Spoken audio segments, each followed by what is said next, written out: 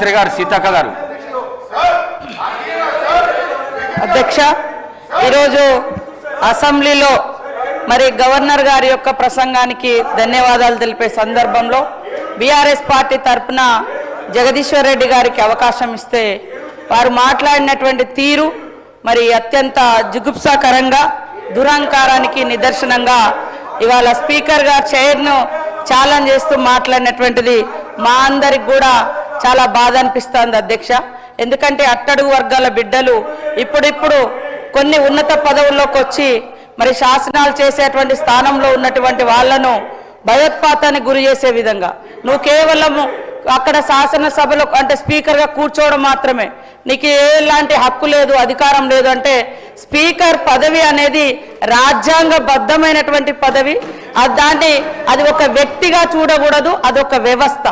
ఇక్కడ మొత్తం ఇక్కడటువంటి సభ్యుల అందరి యొక్క గౌరవాన్ని మేము చూస్తూ ఉంటాము. ఎప్పుడు నిరంతరం మీరు ఎక్కువ అటే చూస్తూ ఉంటారు, వాళ్ళకు ప్రతి అవకాశం. ఈ రోజు కూడా తలసాని శ్రీనివాస్ యాదవ్ గారు ఏ హోదాలో మాట్లాడినారు, అయినా మీరు అవకాశం అనేక సార్లు హరీష్ రావు గారు మాట్లాడుతారు, అవకాశాలు ఇస్తూనే ఉన్నారు.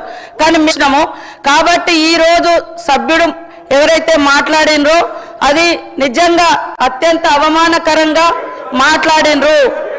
అంటే ఈ రోజు ఎట్లా ఉందంటే కొన్ని వర్గాలకు కొన్ని కుటుంబాలకు కొంతమందికే గౌరవము, మిగతా వాళ్ళకి ఎవరికి ఆ గౌరవం దక్కకూడదని ఏకవచనం కాకుండా నీకు నీకు నీకు అని మాట్లాడినరు. మా దగ్గర విజువల్స్ ఉన్నాయి, అవన్నీ కూడా సభ ముందు పెట్టడానికి ఎప్పుడైనా సిద్ధం.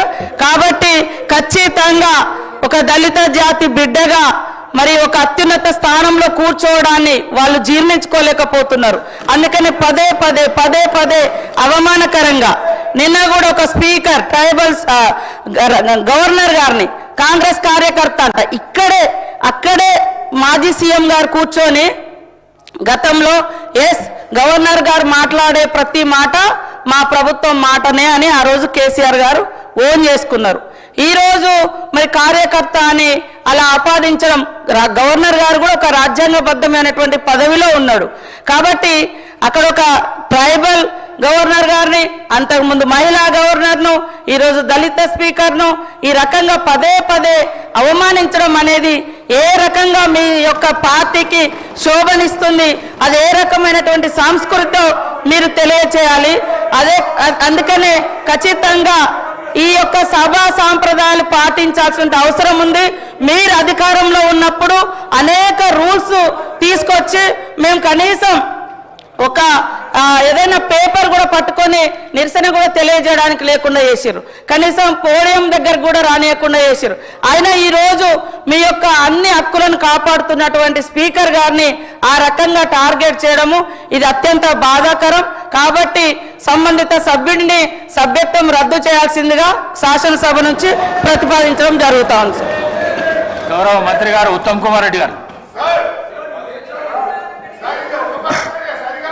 స్పీకర్ సార్, సభకు సహకరించండి, చాలా బిజినెస్ ఉన్నది, సభ్యులు మాట్లాడవలసిన అవసరం ఉన్నది.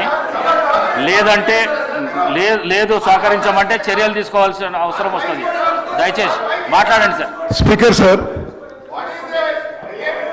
భారతదేశంలో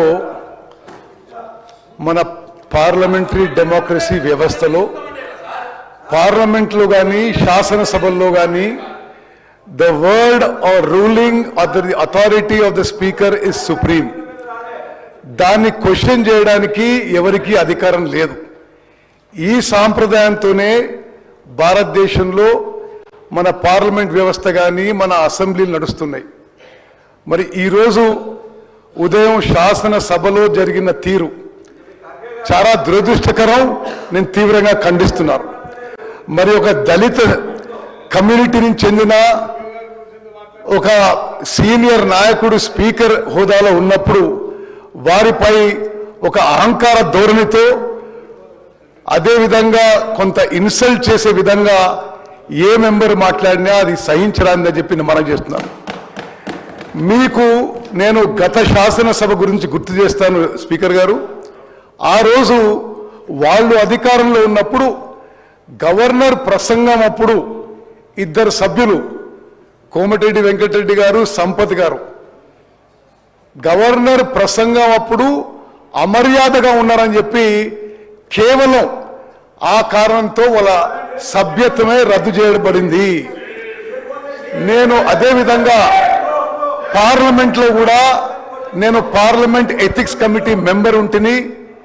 పార్లమెంట్లో కూడా అన్బికమింగ్ బిహేవియర్ కింద పోయిన పార్లమెంట్ టెన్యూర్లోనే ఒక టీఎంసీ సభ్యురాలి సభ్యత్వం రద్దు చేయబడింది. ఈరోజు ఉదయం ఇది చాలా బాధాకరమైన విషయం. ఇట్స్ అన్ ఎక్స్ట్రీమ్లీ అన్ఫార్చునేట్ విషయం.